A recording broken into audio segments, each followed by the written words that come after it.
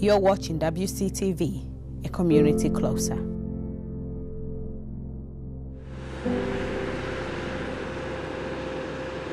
In today's segment, the power of heart and the ability to relate from common struggles. Joseph Marlin, a resident of Wareham, is a man in a mission to save 1,000. I'm at the point now is I couldn't back out of this if I wanted to. Everything's gone too far, and it's grown bigger than me. Marlin, who served as a jet mechanic during the Vietnam War, 1970 to 1974, chokes up as he tries to suppress the memories.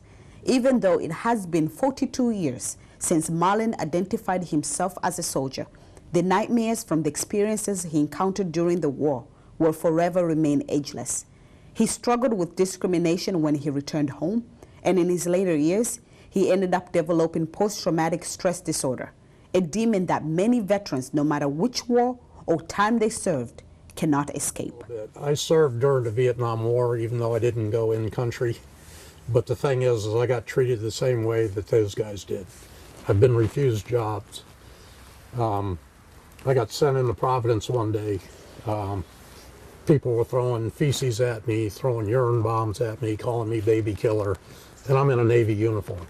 You know, how ridiculous is that? He connects to the common battles that most veterans struggles with, PTSD. Like an enemy of war, PTSD attacks every aspect of a veteran's life, denying them the simplest joys like relationships with their loved ones and the comfort of a home. One of the things you'll hear non-vets say is never forget. And we do that because I'm not going to allow anybody to treat veterans the way we were. That's the big reason I'm doing this.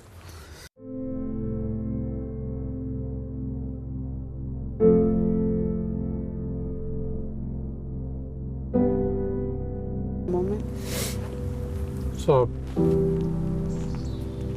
I'm thinking of all the guys coming back and what they're going through, and they're not getting help. So I've taken it that I'm doing this. I'm going to raise awareness, and hopefully I can help some of them, if not all of them. And this is where Mission 22 comes in the picture. According to the recent data released by Veterans Affairs, it is reported that approximately 18 to 22 veterans take their own lives each day as a result of PTSD.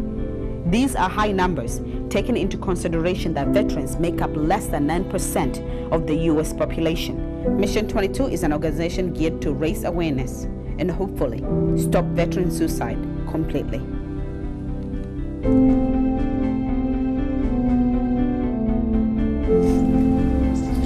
As you can see on my kayak, the Mission 22 sticker's already there. So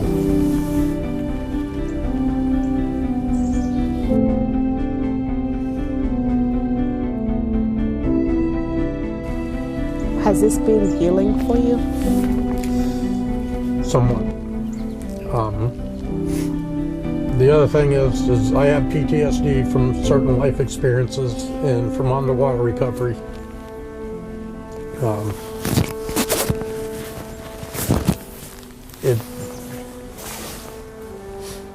If you have an episode, if you could even try to imagine that you've got 20, 30 different feelings happening all at the same time, you don't know which one to start with, you know. There's depression, there's anxiety, there's confusion, there's fight or flight, there's, you know, and all this is happening at once. And some people don't know how to handle that. And in the service, you're taught to be strong. You always got to be strong. You got to be strong for yourself. You got to be strong for the guys on either side of you. So now when they come back, it's not like World War II where they came back on a ship and they had time to decompress and they had time to figure it all out. You're thrown on a plane, you're home in 6 hours. It's like, yeah, thank you for your service. Have a nice life. You can't do that. It doesn't work. So the thing is these guys are sitting there, they're still under the mentality that I got to be strong, you know. Asking for help is a sign of weakness. That's BS. It takes a much stronger person to ask for help than it does to try to, you know, carry the weight. And that's the message I want to give these guys. Ask for the help. Come and seek it. You know, you're not weak. You're a stronger person. It's tough on the families because they can't understand. They have no concept of what people have been through. Even with what I've been through, people don't understand it. If you haven't lived it, you can't understand it. You can't comprehend it. And so the thing is, it's also to try to help the families understand that. Just stay strong, stay with them, you know, give them time. I know it's tough, but it's too many families are getting destroyed. Marlon will be hosting a fundraiser in which all the proceeds will be going to Mission 22. For the first time, Marlon will kayak by himself for 2,000 miles from Yarmouth, Massachusetts to Key West. He will be starting his journey sometime in the first few days in May 2017 and hoping to be done by December 2017. What are people saying about this trip? Are you getting positive support? Or is it a mix of everything? It's a mix. Most people think I'm nuts. Okay. Other people think it's fantastic. But I've grown up, I've been around the ocean all my life. I started out surfing in Virginia Beach in North Carolina, and was in 2 East Coast Surfing Championships in '68 and '69. Oop, gave away my age. I've been avidly kayaking year-round, building up my gear as I go along. And do you think that's enough, though, to do the distance that you're planning to do? 2,000 miles, that's a long distance. Yes, because I'm doing 40 miles just practicing. You sound very confident. Is there anything that you are worried about? Yes, I'm always worried. Oh, okay. That's what keeps you alive, is worried. What are you worried about? The only worry I have is if I'm out in open water and conditions change. If I'm down one of these 30-mile stretches, I don't have any choice. I have to keep going forward, and I have to figure that out really quick on how to get there. I'm going to, you know, and try to do it without having to call for help, because they're going to be busy with other people, you know, and it's like, you know, I know what I'm doing. I can probably get through this. If I can't, I'll definitely call for help. But the other thing is listen to the weather forecast, watch the weather, you know, listen to the nautical forecast, and sit there and say, do I want to make this run today, or do I want to hold off a day or two when it sounds like it's going to be much better? You know, visibility will be better, you know, the seas will be better, you know. It's like when you're in a kayak and you're low in the water and you're out there in 4 and 6 foot seas, people don't see you. That's why I have this. So all of a sudden you see this light come up from above this, you know, you look over and where's that light coming from? And all of a sudden the kayak shows up and then it disappears, you know. It is 44 degrees, but it feels like it is in the 20s. The air feels damped from the non-stop drizzling rain. Even though there is no wind, my body is shivering. My hands ice cold. And all I keep thinking is, why didn't I bring my hat? But this is me. However, Marlon, on the other hand, get this, he is hot. And this is why. I'm layered up. Okay, may you please, let's talk about the layers. I have a pair of base layer pants on, which are like polyester and spandex and all that. Over the top of that, I have a pair of heavy cotton warm-up pants, and then I have the dry pants over the top of that. I have a pair of neoprene socks with titanium in them, and the reason for the titanium is it holds your body heat in so you can stay warmer longer. And then I have the kayaking boots over the top of that. And then on the top I have a thin, it's a very thin shirt. It's called Silk Weight Rash Guard, and it keeps me from getting a rash in my elbows and then under my arms. And then this top I'm wearing is a 0.5 millimeter of neoprene, which traps in heat. Over the top of that, I'm going to have this polar fleece jacket, and that's going to sit there and even create more warmth. And then over top of that, give Kokatata a little. The dry layer, the outside coat Marlin is wearing, is the hardest piece of clothing that he has to put on. The coat's inner layer, the rubber sealed, is designed to trap the body's temperature, allowing no body heat to escape, which is great. But this also means that the material is very restrictive. If he is not careful on putting it on, a simple thing such as turning his head can prove to be a very difficult task. They're wearing me. Is it tight? Yeah, it's tight. It's choking. Is it supposed to get loose over time? Over time. When you turn your head, it'll sit there and, it'll stop you from going all the way over. So it restricts your vision. How warm do you feel right now? I'll be sweating in about 2 minutes. I'll actually start to sweat. It's trapping in all my body heat through my neck and everything. And if I put that hat on, it'll trap all the heat coming out of my head.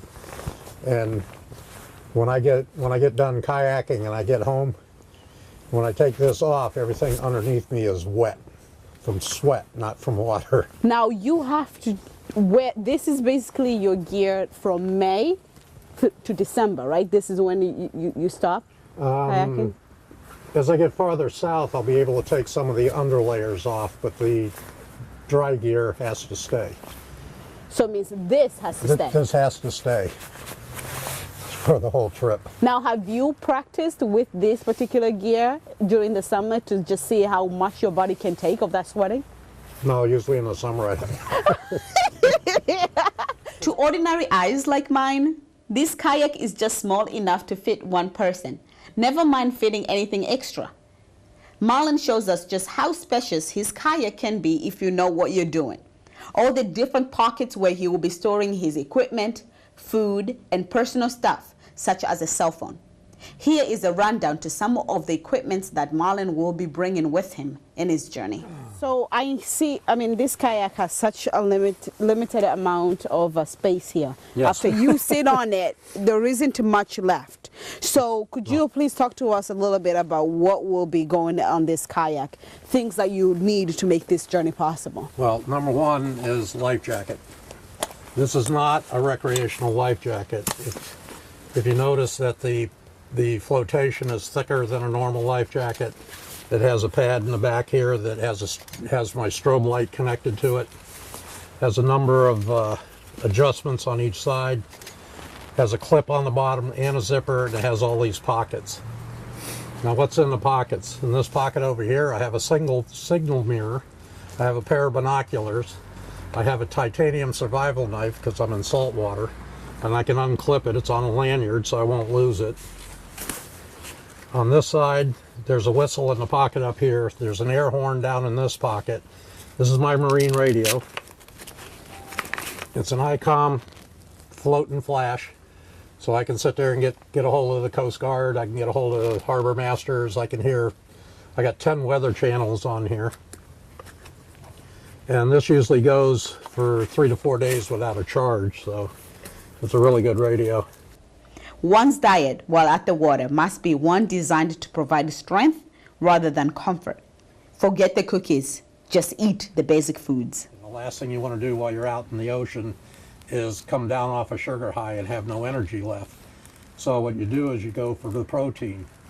What Marlin has at the moment is a reliable kayak, but what he's hoping to get is a much sufficient kayak that would help him navigate the waters faster and smoother. Okay. But you want to get another kayak?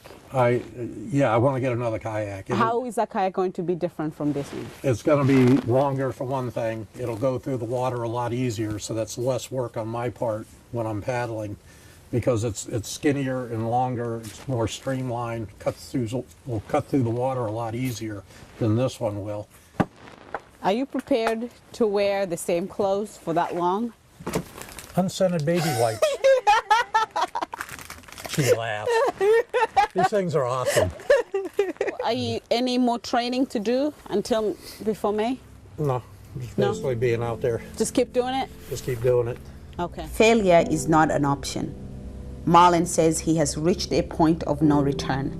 He cannot call the trip off because the cause is greater than himself. He shares these words with us. There is a bond among veterans that cannot be explained, nor can it be broken, no matter which branch you served in. If you're looking to support Marlon in his courageous journey as he raises awareness and fundraises for Mission 22, no donation is too small to count. Basis behind what I'm doing is I want everything to go to them. I want them to get help. How much do you hope to raise for this, for them? Really? Millions. Millions, hopefully. Okay. Thank you very much for watching WCTV. Have a lovely day.